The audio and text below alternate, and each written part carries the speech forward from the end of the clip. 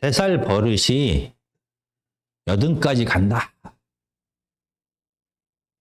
이 속담은 조기 교육의 중요성에 대하여 강조합니다. 그래서 저희 가정에서도 우리 어린 자녀들에게 어려서부터 강조했던 것들이 몇 가지가 있습니다. 그 중에 하나가 바로 11조와 감사원금입니다. 저희 자녀들은 매달 저희 가족들로부터 용돈을 받게 됩니다. 그러면은 그 용돈에 11조와 감사원금을 반드시 드려야 합니다. 그러면 이 11조와 감사원금을 시작할 때 우리 자녀들은 이렇게 말을 했습니다. 아빠가 목사님이니까 아빠가 다 가져가려고 그러지?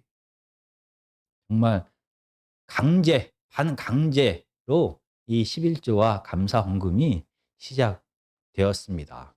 오늘 본문에서도 바리새인들을 향하여 이 11조에 대하여 예수님께서 말씀하십니다. 23장 23절과 24절을 우리가 다 같이 읽어보겠습니다. 시작. 화 있을진저 외식하는 서기관들과 바리새인들이여, 너희가 박하와 회향과 근체의 11조는 들이되 율법에 더 중한 바 정의와 긍휼과 믿음은 버렸도다. 그러나 이것도 행하고 저것도 버리지 말아야 할지니라. 마태복음 23장에서 화 있을 찐저를 7번에서 8번 말씀하시면서 바로 예수님께서는 이사야 5장의 말씀을 기억나게 하셨습니다. 그리고 이사야 5장의 배경과 이사야 전체의 배경을 이해하면서 이 바리새인들과 서기관들을 비판하셨습니다. 그들은 자기가 회개할 것이 없다라고 마음을 갖는 교만한 자들이었습니다. 그리고 그들의 말과 그들의 가르침과 달리 그들의 마음에는 세상의 질서, 탐욕과 쾌락이 가득했습니다. 이렇게 그들의 마음에 탐욕과 쾌락이 가득하자 그들의 마음은 살찌게 되고 둔해지게 되어서 그들의 눈은 멀게 되고 그들의 귀는 닫히게 되었습니다. 그래서 바리새인들과 서기관들은 하나님의 뜻이 무엇인지를 분별할 수 없게 됩니다. 그리고 오늘은 바로 4번째 화이스 찐저에 대하여 말합니다. 그런데 갑자기 11조에 대하여 말씀하십니다. 그러면서 바리새인들과 서기관들의 11조 생활에 대하여 예수님은 비판하십니다. 이 11조에 대하여 우리가 잠깐 생각해 보고자 합니다. 구약의 민수기 18장입니다. 민수기 18장 21절입니다. 내가 이스라엘의 11조를 레위 자손에게 기업으로 다 주어서 그들이 하는 일, 곧 회막에서 하는 일을 감나니. 23절입니다. 그러나 레위인은 회막에서 봉사하며 자기들의 죄를 담당할 것이요 이스라엘 자손 중에는 기업이 없을 것이니 이는 너희 대대의 영원한 율례라. 그리고 신명기 14장도 보시겠습니다. 신명기 14장 22절과 28절 29절입니다. 신명기 14장 22절에는 너희는 마땅히 매년 토지 소산의 11조를 드릴 것이며, 28절입니다. 매 3년 끝에 그의 소산의 10분의 1을 다 내어 내 성읍에 저축하여 너희 중에 분깃이나 기업이 없는 레위인과 내 성중에 거류하는 객과 및 고아와 과부들이 와서 먹고 배부르게 하라. 그리하면 내 하나님 여호와께서 내 손으로 하는 범사에 내게 복을 주시리라. 이 구약의 말씀을 통하여 11조를 이스라엘 백성들에게 드리라라고 하나님은 명령했습니다. 바로 토지에서 나오는 곡식과 포도주와 짐승의 11조를 드리라 라고 명령합니다. 이 11조는 가나안 땅에서 땅을 기업으로 받지 못한 레위인과 제사장과 그리고 이방인들과 고아와 과부 등 가난한 자들을 위하여 쓰라라고 말을 합니다. 이렇게 시작된 11조의 명령을 이스라엘 백성들은 시대가 흐름에도 불구하고 계속 지켜왔습니다. 오늘 마태복음 23장에서 이 바리새인들은 박하와 회향과 근채의 11조를 드렸다라고 말합니다. 이 박하와 회향과 근채는 향신료입니다. 음식의 양념을 만드는 작은 식물들입니다. 구약성경 어디에도 이렇게 작은 식물들까지 11조를 드리라라는 명령이 없습니다. 그러나 바리새인들과 서기관은 하나님의 말씀을, 하나님의 율법을 일상에서 철저하게 온전하게 지키기를 원하는 자들입니다. 그래서 그들은 다른 사람들이 생각하지 못하는 이 박하와 회향과 근채의 11조까지 온전하게 드리기를 원하는 자들이었습니다. 이렇게 일상에서 하나님 앞에 온전한 11조를 드리기를 원했던 이 바리새인들을 향하여 오늘 본문은 바로 화 있을진저라고 말하며 그들을 비판합니다. 왜 다른 사람들은 생각하지도 못하는 작은 식물의 11조까지 드리는 이 바리새인들을 향하여 왜 예수님은 그들에게 화 있을진저라고 말하며 비판하신 것입니까? 23절은 이렇게 말합니다. 율법에 더 중한 바 정의와 긍휼과 믿음은 버렸도다. 바리새인들은 형식적으로 11조는 드렸는데 더 중요한 11조를 계명을 주신 하나님의 뜻을 저버렸다라고 본문은 말합니다. 정의가 무엇입니까? 바로 정의는 하나님께서 이스라엘 백성들에게 주신 모든 것이 그들의 것이 아니라 하나님의 것이다라는 것을 인정하는 것이고 하나님의 것이기 때문에 하나님의 뜻대로 이 재물을 사용하는 것입니다. 하나님의 뜻은 바로 공평하게 재물을 나누어 사용하는 것입니다. 바로 이게 정의입니다. 그래서 가난한 과부와 고아와 이방인들까지 기업을 받지 못한 레위인들까지 공평하게 나누는 것이 하나님의 뜻이었습니다. 그리고 이렇게 하나님의 것을 하나님의 뜻대로 나누는 11조를 드리는 자의 마음의 자세는 긍휼입니다. 기업을 받지 못한 자에 대하여 어떤 이유로 기업을 잃어버린 자에 대하여 무시나 정죄하는 것이 아니라 그들을 향하여 긍휼의 마음, 자비의 마음을 갖는 것이 바로 11조를 드리는 자의 마음 자세입니다. 그리고 여기서 믿음으로 번역된 이 말은 믿음보다는 신실함으로 해석하는 게 더 좋습니다.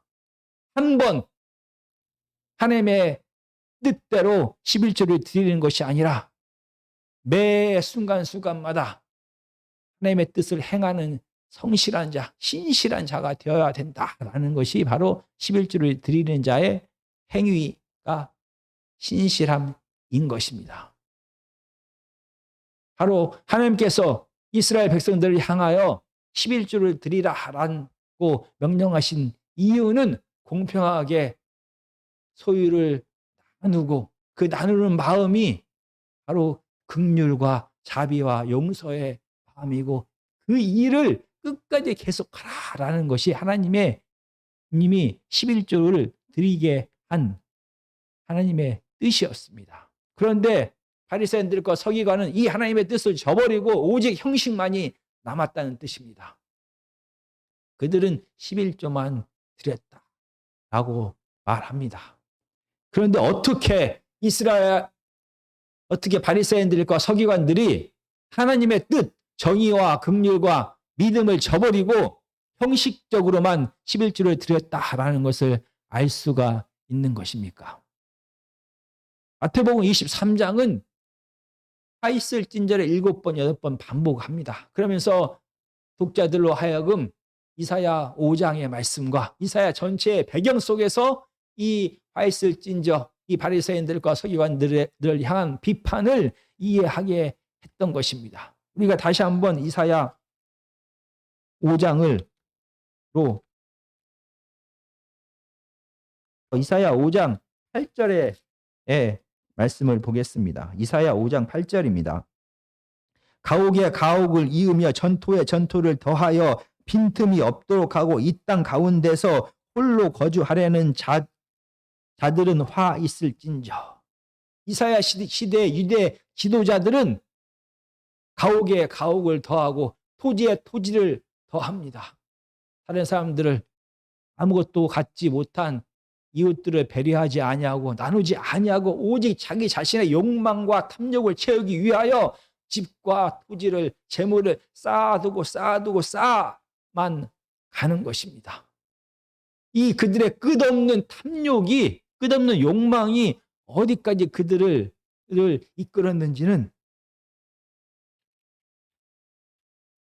이사야 5장 20절과 10장 1절과 2절을 제가 읽어보겠습니다. 악을 선하다 하며 선을 악하다 하며 흑암에서 광명을 삼으며 광명으로 흑암을 삼으며 쓴 것으로 단 것을 삼으며 단 것으로 쓴 것을 삼는 자들은 화 있을진저. 이사야 10장 1절과 2절입니다. 불의한 법령을 만들며 불의한 말을 기록하며 가난한 자를 불공평하게 판결하여 가난한 내 백성의 권리를 박탈하며 과부에게 토색하며 고아의 것을 약탈하는 자는 화 있을진저. 이 이사야 시대의 유대 지도자들은 선한 것을 악하다라고 말하면서 그리고 그들의 법을 불법하게 만들고 그들의 법을 악용하고 그들의 법을 잘못 해석하면서까지 이 가난하고 고아와 과부의 것까지 다 약탈해 가면서까지 그들의 탐욕을 채우기를 원했습니다. 정말 이사야 시대의 이스라엘의 지도자들의 삶에는 하나님의 정의도 이웃에 대한 자비도 전혀 없었습니다. 그들은 하나님의 뜻대로 성실하게 언약을 순종한 것이 아니라 그들의 탐욕에 따라 그 마음에 가득한 탐욕을 채우기 위하여 탐욕에 이끄는 대로 살았던 것입니다. 이사야 시대 이스라엘의 유대 지도자들의 삶에는 정의도 긍휼도 신실함도 없었습니다. 바로 이러한 유대 지도자들의 배경 속에서 마태복음 23장의 바리새인들과 서기관을 해석하는 것입니다. 바리새인들과 서기관의 삶 속에도 바로 이사야 시대의 유대 지도자들처럼 탐욕이 가득했다라는 것입니다. 마태복음 23장 25절입니다. 화 있을진저 외식하는 서기관들과 바리새인들이여 잔과 대접의 겉은 깨끗하게 하되 그 안에는 탐욕과 방탕으로 가득하게 하는도다. 바리새인들과 서기관의 삶에는 이사야 시대의 유대 지도자들처럼 탐욕이 욕망이 가득했습니다. 그래서 그들은 마태복음에서 계속해서 비판했던 것처럼 하나님의 뜻조차 그들의 이익과 필요를 위하여 잘못 해석했습니다.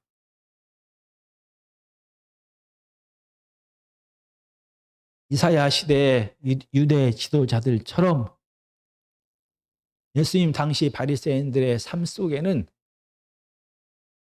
정의와 공평과 자비와 용서가 없었습니다. 이웃에 대한 사랑이 없었습니다. 하나님에 대한 사랑도 없었습니다. 그들은 하나님의 뜻대로 살았던 것이 아니라 자기의 탐욕이 이끄는 대로 살았다라고 말하는 것입니다.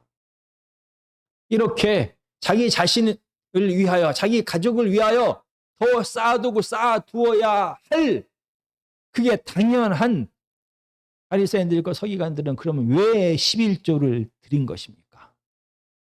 자기를 위하여 더 쌓아두기에도 부족한데 왜 박하와 회향과 근처의 11조까지 그들은 드렸던 것입니까? 그들은 무엇을 위하여 11조를 드렸을까요? 23장 5절입니다. 그들의 모든 행위를 사람에게 보이고자. 마태복음 6장 1절입니다. 사람에게 보이려고 그들 앞에서 너희 의를 행하지 않도록 주의하라. 바리새인들과 서기관들은 사람에게 보이기 위하여 11조를 드렸습니다. 왜냐하면 11조를 드림을 통하여 박하와 회양과 근처의 11조까지 드림을 통하여 그들이 얼마나 경건한 자들인지를 많은 이스라엘 백성들에게 보여주었습니다. 이스라엘 백성들의 인정과 칭찬이 바리새인들에겐 필요했습니다. 왜냐하면 그들의 삶에서 그들에게 풍요와 지위와 명예를 유지시켜주는 모세의 자리에 앉게 하는 것을, 모세의 자리를 유지하게 하는 것이 바로 사람들의 인정과 칭찬이었기 때문입니다. 그들은 결국 자기 자신의 필요를 채우기 위하여, 자기 자신의 탐욕을 채우기 위하여 11조를 드렸던 것입니다. 마치 마태복음에서 계속해서 비판하고 있는 이방인들처럼, 마치 자기의 필요를 채우기 위하여 우상을 섬기는 바로 탐욕의 이방인들처럼 그들이 11조를 드린 이유는 그들의 탐욕을 채우기 위하여, 그들의 필요를 채우기 위하여, 많은 사람들로부터 인정받아서 그들의 지위가, 그들의 명예가 유지되게 하기 위하여 그들은 11조를 드렸던 것입니다. 결국 그들은 하나님으로 인정한 것이 아니라 하나님을 우상처럼 여기면서 하나님의 뜻에 순종하는 척 형식적인 11조를 계속 드렸던 것입니다.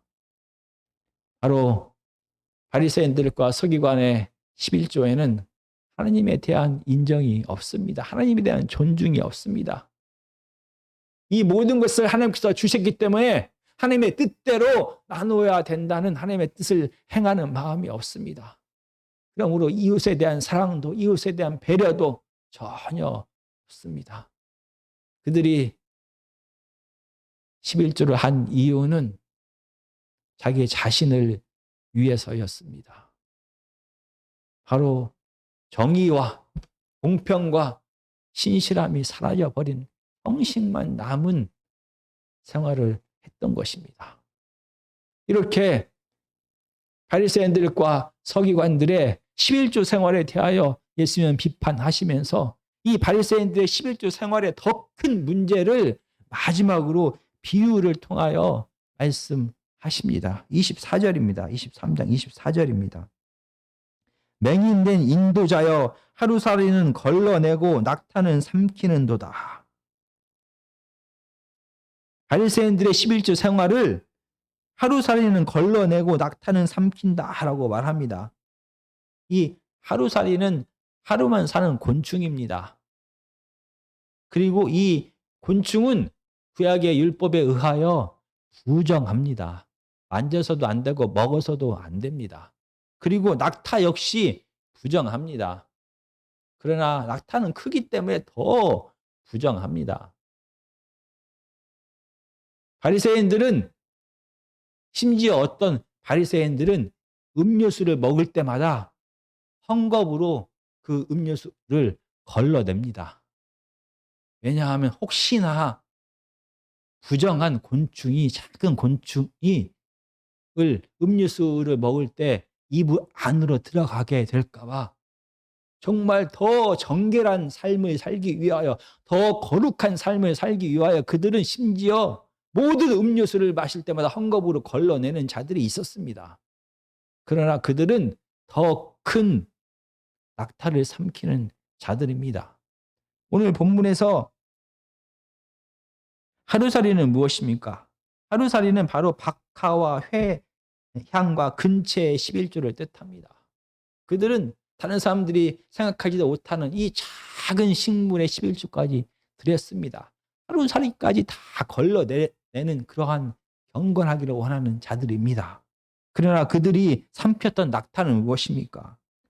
그들이 삼켰던 것은 하나님께서 11조를 하도록 명령하신 하나님의 뜻입니다. 정의와 긍휼과 믿음, 신실함을 그들은 잃어버렸습니다.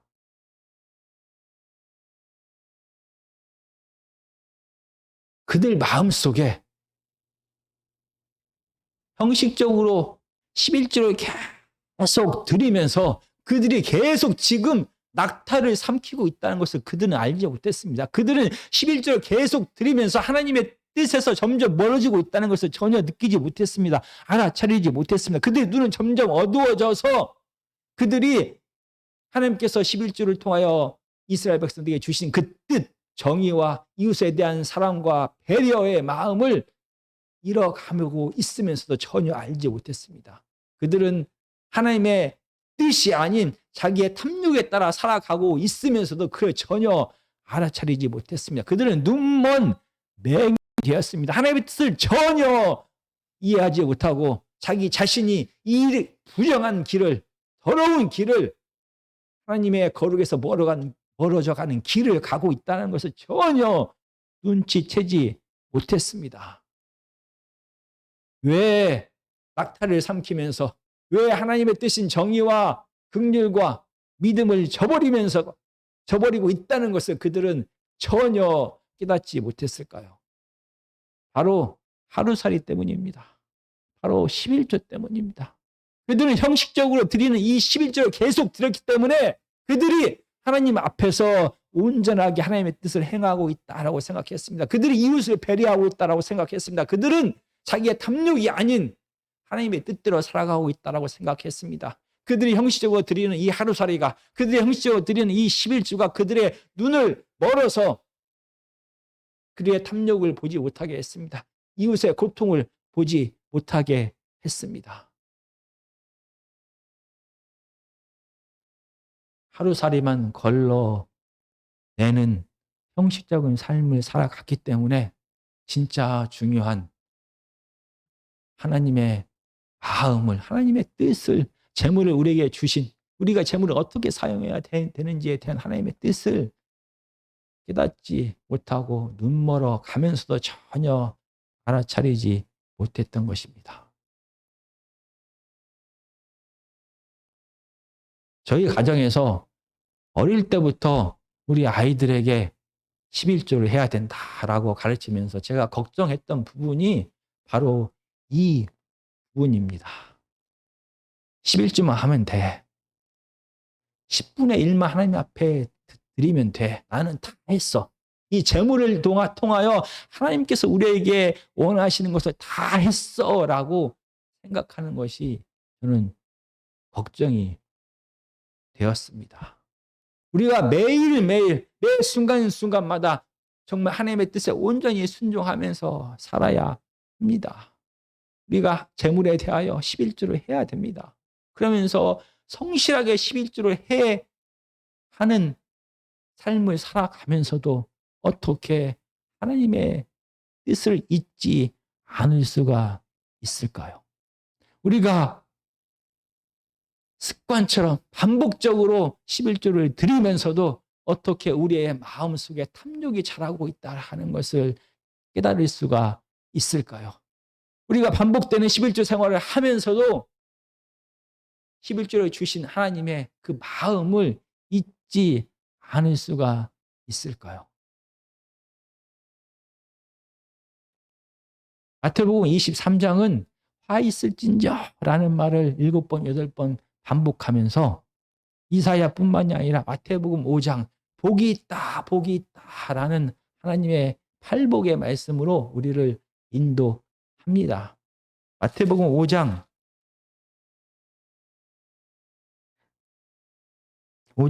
7절은 이렇게 말합니다. 긍휼히 여기는 자는 복이 있나니 그들이 긍휼히 여김을 받을 것이며. 지금 하나님의 나라가 선포되었습니다. 하나님의 자녀들은 하나님 나라의 사역에 참여합니다. 이 긍휼은 불쌍히 여기고 용서하는, 그래서 자비를 베푸는 마음입니다. 사역을 할 때 긍휼 없이도 사역이 가능합니다. 가정생활을 할 때 남편으로서, 아내로서, 부모로서, 자녀로서 이 용서하는 마음, 베푸는 마음, 불쌍히 여기는 마음, 사랑의 마음이 없이도 우리는 살아갈 수가 있습니다. 우리의 의무를 책임감 있게 잘 해 나갈 수도 있습니다. 11조를 바치라라는 이 명령을 긍휼한 마음 없이도 해 나갈 수가 있습니다. 우리의 의무를 성실하게 잘 할 수 있습니다. 그러면 긍휼의 마음을 가진 자와 그렇지 않은 자의 차이점이 무엇입니까? 바로 나머지입니다. 나머지 10분의 9. 바로 의무를 넘어선 상황에서 우리는 어떻게 할 것인가가 다릅니다. 우리가 우리의 아내를 사랑하고 우리의 남편을 사랑하고 우리의 자녀를 사랑하고 우리의 부모를 사랑하면 나는 내가 자녀로서, 부모로서, 남편으로서, 아내로서 해야 될 의무를 다했어 라고 말하면서 고통당하고 있는, 도움이 필요한 우리의 가족을 그냥 보고만 있지 않습니다. 서로가 합의하에 정한 의무를 넘어선 우리는 삶의 나눔을 자연스럽게 하게 됩니다. 10분의 1만 하나님께서 나에게 요구하신 것이야. 10분의 1만 하나님께 드렸기 때문에 내가 교회를 향하여, 가정을 향하여, 내 이웃을 향하여 내 의무를 다했어 라고 말하지 않게 됩니다. 나머지 10분의 9를 우리는 어떻게 사용할까요? 긍휼의 마음이 있으면, 이웃을 향한 불쌍히 여기는 마음이 있으면, 이웃을 향한 자비의 마음이 있으면 10분의 9까지도 우리는 의무를 넘어서 사랑을 베풀게 되는 것입니다.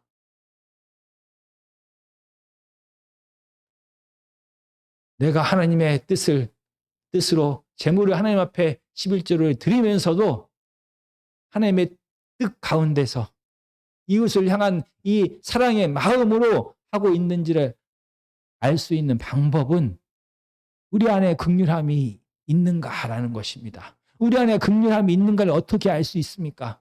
의무를 넘어서 나머지 10분의 9를 어떻게 사용하는지를 보면 우리 마음에 긍휼함이 있는지를 우리가 알 수 있는 것입니다. 우리의 마음에 하나님께서 우리를 향하신 뜻을 행하고 있는지를 알 수가 있는 것입니다. 우리 마음에 탐욕이 아닌 하나님의 뜻대로 우리가 순종하면서 살아가고 있는지를, 이 나머지 10분의 9를 어떻게 사용하는지를 통하여 우리는 알게 됩니다.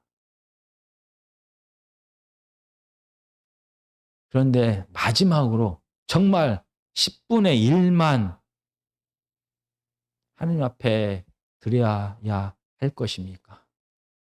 10분의 9는 우리 것입니까?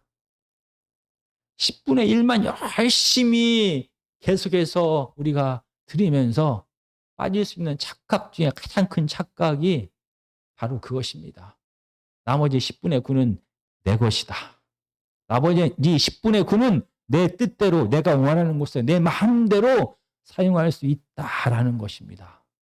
그러나 성경 어디에도 10분의 9가 우리의 것이다 라고 말하고 있지 않습니다. 하나님께서 우리에게 주신 모든 것은 하나님의 것입니다. 내 것과 하나님 것을 구분하지 않습니다. 내 것과 이웃의 것을 구분하지 않습니다. 모든 것이 하나님의 것입니다. 하나님의 뜻대로 하나님의 때에 필요한 곳에 사용하는 것이 하나님을 주인이다 라고 고백하는 하나님의 자녀들의 물질에 대한 삶의 태도인 것입니다. 정말 하나님을 온전히 사랑하는 자, 하나님을 온전히 하나님으로 인정하는 자의 삶의 모습은 모든 것이 하나님의 것이기 때문에 하나님의 뜻대로 필요한 곳에 나와 내 가족과 이웃을 구별하지 아니하고 사용하는 것이 바로 하나님의 자녀인 것입니다. 이렇게 상상할 수도 없는 이 무거운 말씀을 실질적으로 행한 자들이 초대교회에 나옵니다. 우리가 마지막으로 사도행전 4장 32절에서 35절까지입니다. 사도행전 4장 32절에서 35절까지 제가 읽어보겠습니다. 믿는 무리가 한 마음과 한 뜻이 되어 모든 물건을 서로 통용하고 자기 물건을 조금이라도 자기 것이라 하는 이가 하나도 없더라. 사도들이 큰 권능으로 주 예수의 부활을 증언하니 무리가 큰 은혜를 받아 그 중에 가난한 사람이 없으니 이는 밭과 집 있는 자는 팔아 그 판 것의 값을 가져다가 사도들의 발 앞에 두매 그들이 각 사람의 필요를 따라 나누어 줍니다. 재물을 향한 소유를 향한 하나님의 뜻은 바로 공평입니다. 정의입니다. 이 하나님의 뜻이 성령이 충만한 초대교회에 그대로 실행되었습니다. 아무도 내 것과 남의 것, 이웃의 것을 구분하지 않고 나누지 않았습니다. 내 것과 하나님의 것을 구분하지 않았습니다. 모두 다 하나님의 것이니 필요한 자들이 필요한 만큼 사용하게 했습니다. 그 결과 이 초대교회에는 가난한 자가 없었다라고 말합니다. 이 무거운 하나님의 말씀이 성경을 통하여 계시된 드러난 재물에 대한 하나님의 뜻인 것입니다. 하나님께서 우리에게 맡기신 이 재물을 어떻게 사용하는지에 따라 하나님에 대한 우리의 진짜 마음이 드러납니다. 하나님을 사랑하고 공경하는지, 하나님을 우상처럼 여기면서 내 탐욕을 채워가고 있는지는 우리가 우리의 재물을 10분의 1뿐만이 아니라 하나님께서 우리에게 맡기신 10분의 나머지 9, 10분의 9까지를 어떻게 사용하는지에 따라서 우리의 진짜 하나님에 대한 마음이 드러납니다. 우리가 이웃에 대한 우리의 진짜 마음이 무엇인지는 하나님께서 우리에게 맡기신 이 재물을 통하여 드러납니다. 이 10분의 1뿐만이 아니라 10분의 9를 어떻게 사용하는지에 따라 우리가 우리의 이웃을 나의 탐욕을 채워주는 도구로 사용하는 것인지, 그들의 정말로 하나님의 자녀로, 내 가족으로, 내 이웃으로, 내 자신처럼 사랑하는지를 우리가 알 수가 있는 것입니다. 정말 하나님의 자녀는 재물을 정의와 긍휼과 신실함으로 사용하는 자가 바로 하나님의 자녀입니다. 정말 이 무거운 하나님의 말씀을 늘 기억하는 저와 여러분이 되었으면 좋겠습니다.